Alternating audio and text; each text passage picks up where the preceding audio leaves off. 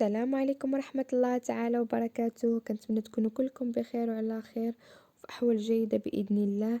فيديو اليوم غيكون عبارة عن وصفة اللي كتستمد المصداقية ديالها من قوله تعالى في سورة التين: والتين والزيتون وطور سينين وهذا البلد الأمين لقد خلقنا الإنسان في أحسن تقويم.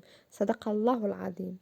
ومصداقا لقوله تعالى بالقسم، يعني أن قوة ما لها من فوائد عدة أقسم الله سبحانه وتعالى بها، أي أن الله سبحانه وتعالى أقسم بالتين وبالزيتون. يعني هذا يعني أنها فيها فوائد عديدة لا تحصى ولا تعد. وكذلك الثوم مذكور في القرآن الكريم. والخلطة ديالها أو الوصفة هذا النهار هتكون كتعتمد على هاد المكونات بثلاثة بها. هاد الخليط هذا كانوا جدودنا الأولى ما كانوا ديك الساعة لا السيرويات الأدوية الدقالة حتى حاجة. كانوا جدودنا الأولى كيستعملوها نزلات البرد، ضيق التنفس، المجموعة من الأمراض، وخصوصا فصل الشتاء، لأنه خليط رائع ومن أفضل المصادر الغذائية اللي كتحمل مجموعة من الخصائص الغذائية اللي كتغلب على المشاكل اللي ممكن تصيب الجسم، خاصة في وقت البرد. وهذا الخليط هذا كيعطينا كل ما كيحتاج الجسم من الأملاح المعدنية ومن الفيتامينات، لأنه تجمعوا في هذه المكونات بثلاثة اللي غنية غنية غنية بزاف البنات. وإن شاء الله في هذا الفيديو غنهضروا على فوائد كل وحدة فيهم بإذن الله. وصدقوني هاد الوصفة هذه غتولي عندكم ديما في ديوركم، ولو كان يعرف الإنسان الفوائد اللي فيها راه صدقوني غادي ياكلها أي واحد ياكلها يوميا. هنايا غناخد واحد الكسكاس غندير فيه الماء، وغنجيب الشريحه ديالي اللي سبق ليا وغسلتها من الغبار اللي كيكون عالق فيها. وبالنسبه للكميه كل واحد غيدير الكميه اللي غادي تناسبه، واش باغيها الفرد ولا باغيها الاسره كامله ولا. المهم اصلا راه ما فيهاش شي تمارين، يعني تقدروا ديروها ملي غتسالي راه غادي تعاودوا تصاوبوها مره اخرى. من بعد كنزيد عليها الثومه اللي غسلت دوك الدريسات نتاع الثومه اللي غسلتهم هكا باش الا كان فيهم شي غبار ولا، وكنلوحهم مع الشريحه. ودابا غادي نخليهم يفوروا، ومني غادي يساليو التفوار غنرجع لكم ان شاء الله باش غتشوفوا كي كتولي وشنو من بعد ان شاء الله غادي نديرو من بعد.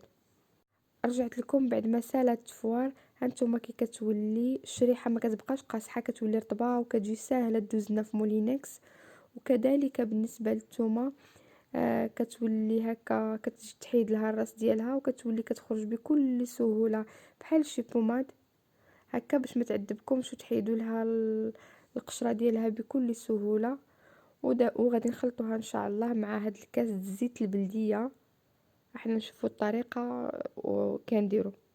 هنايا في هاد المرحله غادي نقبط واحد مولينكس وغادي نبقى نقشر ديك الثومه، نحيد لها القشور ديالها راه كتحيد بكل سهوله. وغادي نزيد عليها الشريحه وداك الكاس نتاع الزيت البلديه، وغادي نطحن هاد المكونات بثلاثه. وكما كتعرفوا يا البنات ان الثوم فيه فوائد كثيره لا تعد ولا تحصى. راه كيخفض نسبة الكوليسترول والضغط، وكيكافح مجموعة من الأمراض المعدية. كذلك داك النزلات نتاع الزكام، وقاية من بعض الأمراض السرطانية. الزيت البلدية راه حتى هو غني عن التعريف، راه ينظف الكبد من السموم، كذلك كيقوي جهاز المناعة عندنا.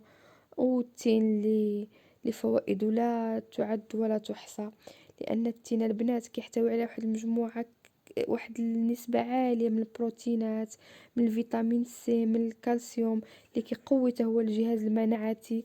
هو مصدر غني بالحديد والمغنيسيوم، وكذلك غني بمضادات الأكسدة اللي ضرورية لتحسين الصحة ديالنا. وكذلك الفيتامين سي اللي كيعزز عملية إنتاج الكريات البيضاء. وكما كتعرفوا أن الكريات البيضاء هي الضرورية بزاف لمقاومة الفيروسات اللي كيتعرض لها الجسم. هاد المكونات بثلاثة ملي كيتلاقاو كيعطيونا واحد الخليط اللي صدقوني هائل بزاف واللي مفيد للجسم ديالنا. هنايا كنقبطوا المكونات بثلاثه وكنطحنوهم مزيان حتى كنحصلوا على واحد القوام اللي كيشبه الكونفيتور، باش هكا حتى ديك الثومه ما كتجيش باينه. حتى بالنسبه للوليدات الصغار ملي كنعطيوها لهم كتجيهم ساهله للصريط، ما كيحسوش بمذاق الثومه في الفم ديالهم. هانتوما من بعد ما طحنت الخليط حصلت على هذه النتيجه هذه، ما كتجيش باينه فيه الثومه نهائيا، يعني تا اي واحد يقدر يسرطها بكل سهوله. درتو في هاد القريعات نتاع الدجاج من بعد ما عقمتهم.